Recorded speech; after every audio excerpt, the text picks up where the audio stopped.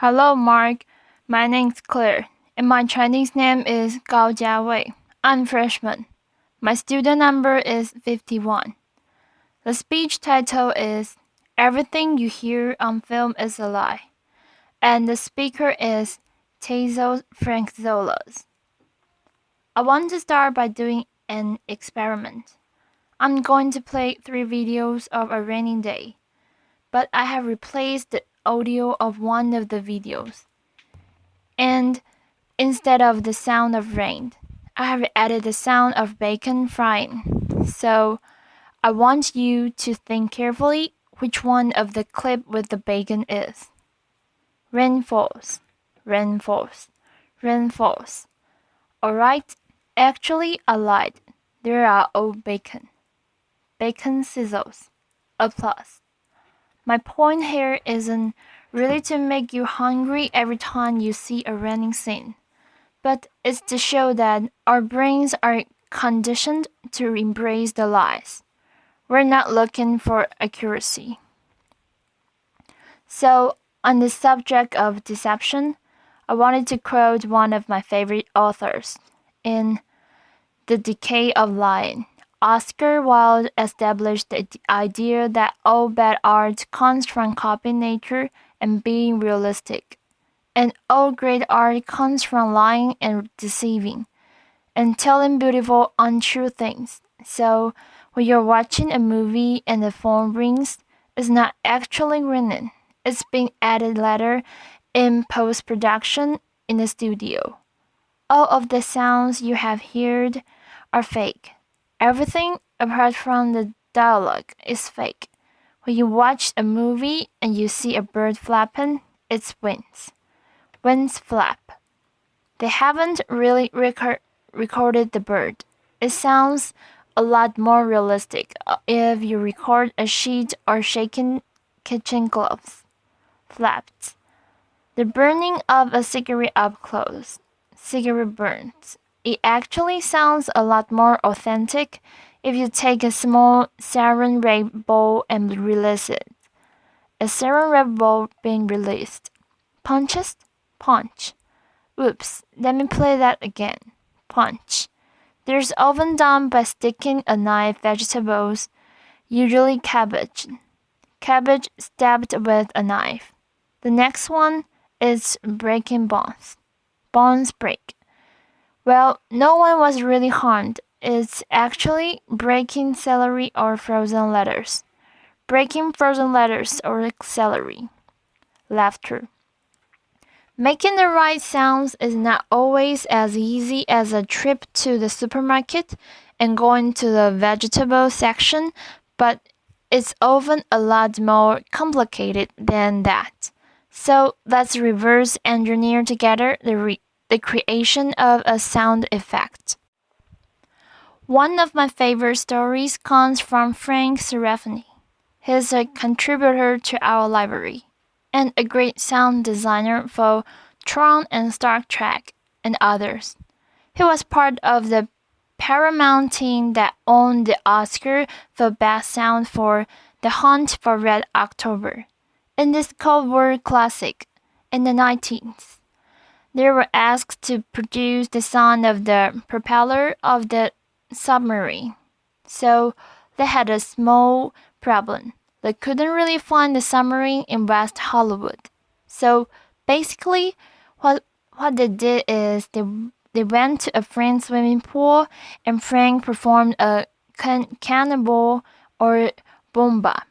They placed an underwater mic and an overhead mic outside the swimming pool. So here's what the underwater mic sounds like. Underwater plunge. Adding the overhead mic, it sounded a bit like this. Water splashes. So now, they took the sound and pitched it 1 octave down, sort of like slowing down a record. Water splashes a lower octave, and then they removed a lot of the high frequencies. Water splashes and pitched it down another octave. Water splashes a lower octave, and then they added a little bit of the splash from the overhead microphone. Water splashes, and by looping and repeating the sound, they got lost. Propeller churns. So creativity and technology put together in order to create the illusion that we're inside the submarine. But once you have created your sounds and you have synced them to the image, you want those sounds to live in the world of the story. And one of the best ways to do this is to add reverb. So this is the first audio tool I want to talk about. Reverberation, or reverb, is the persistence of the sound after the original sound has ended. So it's sort of like all the reflections from the materials, the objects, and the walls around the sound. Take, for example, the sound of a gunshot. The original sound is less than half a second long. Gunshot. By adding reverb, we can make it sound like it was recorded inside a bathroom. Gunshot reverbs in bathroom, or like it was recorded inside a chapel or a church.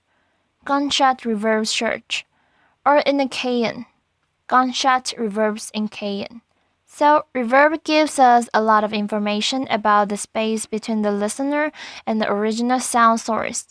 If the sound is a taste, then reverb sort of like the smell of the sound.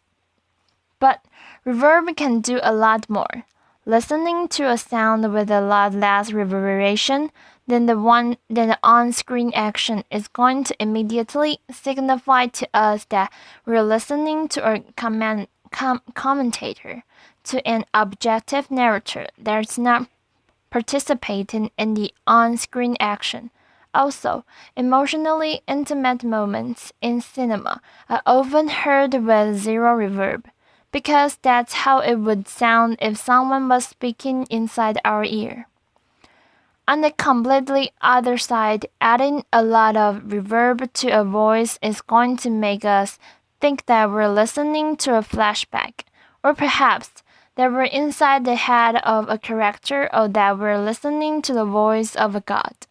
Or even more powerful in film, Morgan Freeman, laughter, so applause. But what are some other tools or hacks that sound designers use? Well, here's a really big one. It's silence. A free moment of silence is going to make us pay attention.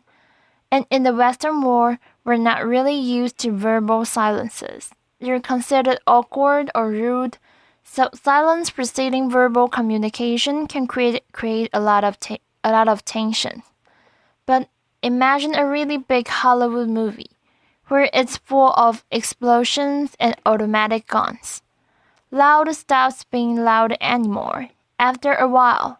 So in a yin-yang way, silence needs loudness and loudness needs silence, or for either of them to have any effect.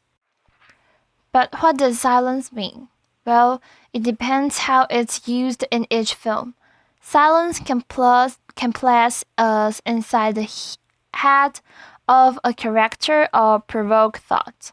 We often relate silences with contemplation, meditation, being deep in thought. But apart from having one meaning, silence becomes a blank canvas upon which the viewer is invited to paint their own thoughts.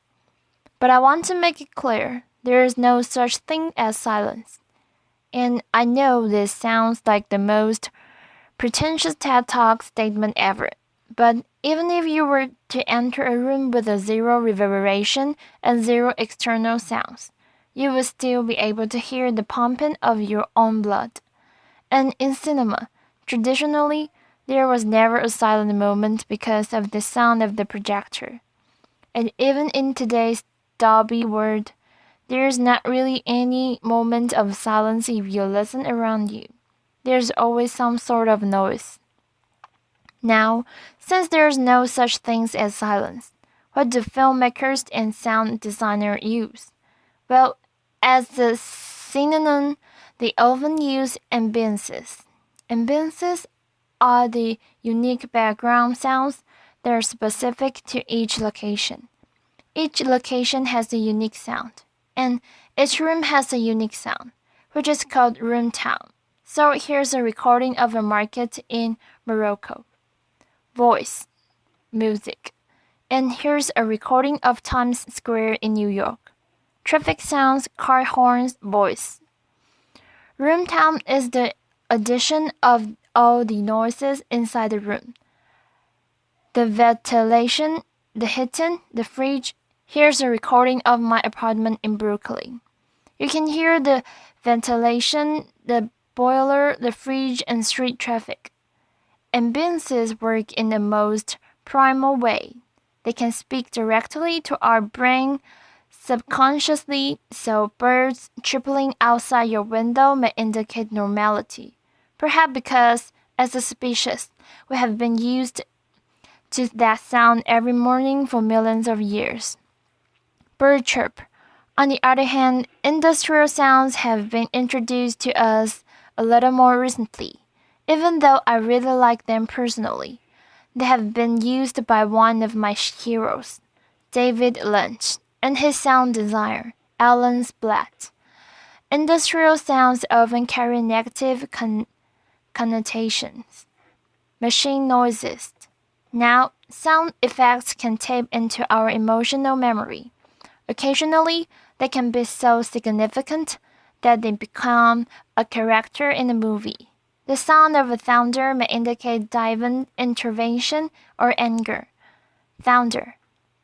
Church bells can remind us of the passing of time, or peppers our own mortality, or perhaps our own mortality. Bells ring. A breaking of glass can indicate the end of a relationship or a friendship. Glass breaks. Scientists believe that dissonant sounds, for example, brass or ring instruments played very loud, may remind us of animal owls in nature and therefore create a sense of irritation or fear. Brass and wind instruments play. So now we have spoken about on-screen sounds, but occasionally the source of a sound cannot be seen. That's what we call off-screen sounds or acousmatic. Acousmatic sound, though, the term acousmatic comes from Pythagoras in ancient Greece, who used to teach behind a veil or curtain for years, not revealing himself to his disciples. I think the mathematician and philosopher thought that in that way his students might focus more on the voice and his words and its meaning, rather than the visual of him speaking. So, sort of like the Wizard of Oz, or 1984's Big Brother, separating the voice from its source, separating cause and effect, sort of creates a sense of ubiquity or panopticism, and therefore authority. There is a strong tradition of acousmatic sound. Nuns in monasteries in Rome and Venice used to sing in rooms up in galleries close to the ceiling, creating the illusion that we're listening to angels up in the sky. Richard Wagner famously created the hidden orchestra that was placed in the pit between the stage and the audience. And one of my heroes, FX Twin, famously hid in dark corners of clubs. I think what all these masters knew is that by hiding the source, you create a sense of mystery. This has been seen in cinema over and over, with Hitchcock and Ridley Scott in Alien. Hearing a sound without knowing its source is going to create some sort of tension. Also, it can minimize certain visual restrictions that directors have and can show something that wasn't there during filming. And if all this sounds a little theoretical, I wanted to play a little video. Toy squeaks. typewriter, drums, ping pong, knives being sharpened, record scratches, saw cuts, woman screams. What I'm sort of trying to demonstrate with these tools is that sound is a language. It can trick us by transporting us geographically. It can change the math, the mood, it can set the pace, it can make us laugh or it can make us scared. On a personal level, I fell in love with that language a few years ago and somehow managed to make it into some sort of profession. And I think with our work through the sound library, we're trying to kind of expand the vocabulary of that language. And in that way, we want to offer the right tools to sound designers, filmmakers, and video game and app designers to keep telling even better stories and creating even more beautiful lives. So, thanks for listening. Applause.